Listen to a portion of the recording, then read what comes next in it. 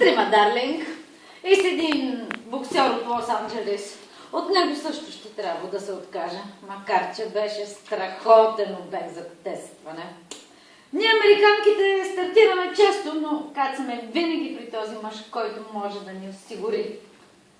Трудно ще преживея разделата с вас, но трябва и излизам. Мисля, че това е ужасно. Да. Значи през цялото това време, Юле, Да? през цялото това време ти вместо от момента на прочитане на телеграма до този момент трябва да събираш някакъв багаж, Добре. палто, чанта и да си тръгнеш чисто облечена из чанта. Това последното ли? Добре. Мисля, че Да не взема е да много, пише, да Мисля, това е че моето тя е последно. Е, Америка. Да.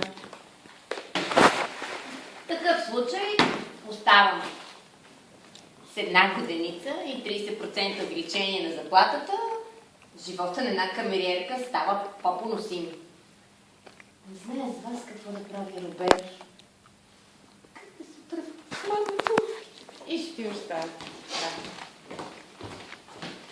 Виж, Джанет мисля по-различно от вас. Да ти кажа честно, Робер. Момчето тук, тя като се изнесе, имате една пауза. Където си наливате по едно питие. Запалате по една цигара, смисъл, образно казано.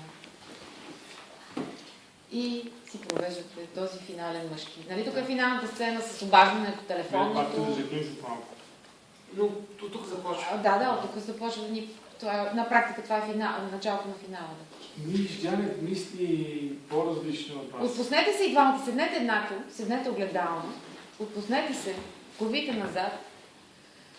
Виж, Джанет И това мисли да. по-различно от вас. Представете си, че камина е запалена, пукат дърва, представете си някаква такава спокойна, тиха атмосфера и този разговор да премине. В началото си поне. Виж, Джанет мисли по-различно от вас. Как да ти кажа, Робер? Чувствам, че се облегчен.